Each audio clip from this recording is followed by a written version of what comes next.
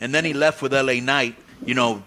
But he kind of turned babyface Cameron here, because people didn't kind of like because DiBiase came out and said, "Oh, you're the type of guy I'm looking for," and people kind of applauded. And then when he kind of flipped the script with L.A. Knight, who's very comfortable on the mic, by the way, as we all know, he got a heel reaction. Well, the crypto gangs are kind of baby faces. It's a bunch of people becoming millionaires and stuff. I don't know. But LA Knight was great here, as usual. He just commands the ring whenever he has the mic. I got one quick thing about that. Go ahead. I don't know if you heard on Busted Open, Mark Henry destroys LA Knight for accusing him of stealing The Rock's cadence, The Rock's entrance, the way he does a clothesline, the way he talks, refers to himself in third person. I mean, he really went off about it. Everybody's inspired by somebody. The Rock was inspired by somebody. Here's my opinion on that. Mark Henry is That's my opinion. No, let me say this. I wish he hears that. Is a Mark Henry. What's he gonna do? Do this and tag Mark Henry twice. Go ahead. He's a big dope. He was always a joke in the locker room. He don't know shit there. I was just curious if you guys saw it or if you thought that as well. I mean, I kind of see it. Whoever's got their TV on, the rest of us can hear it. So you might want to turn that down. This is the thing, bro. So when Mark Henry gives that opinion, had anybody else even thought of that before he said that? I had because wasn't that an opinion?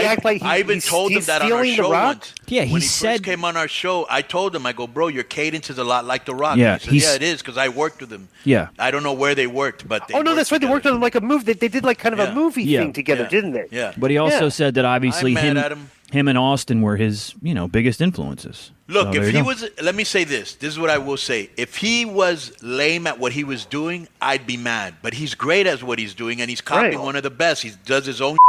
He's not saying, "Hey, can you smell what the lightning kid is cooking or whatever is LA Knight?"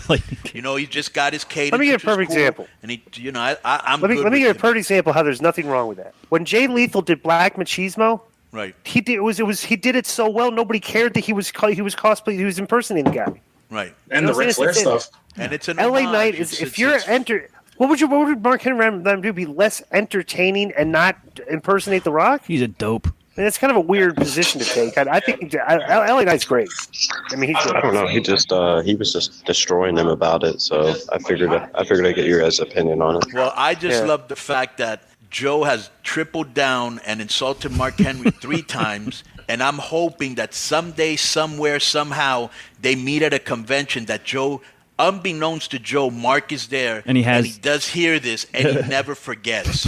He just slaps him. So seriously, usually do your job. His opinions are all. Anytime I see a headline with his name in it, his opinions are always the worst. It's like the worst, and he acts like he's the Undertaker of the locker room, like he knows everything and all this. Was the world He was the world's strongest. He could lift some stuff. Big deal. You command a certain bit of respect. A little bit.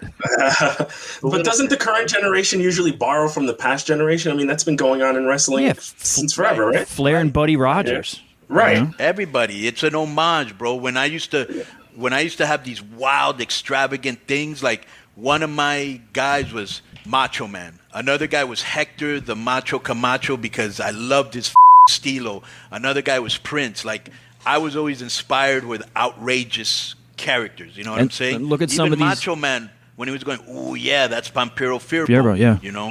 And look at some of these guys that came out in the New York area, like Homicide or B-Boy or whatnot, or people who came from California, but they were obviously influenced by Konnan. So. Or look at Disco. He was definitely by Honky Tonk Man. Yeah. Right. Right. Yeah.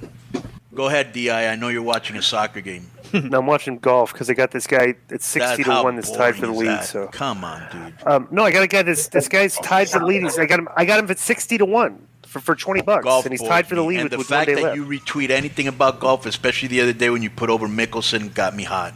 No, I put over Brute Koepka, not Mickelson. Was it Koepka? Okay, yeah. Yeah, because that's who I had.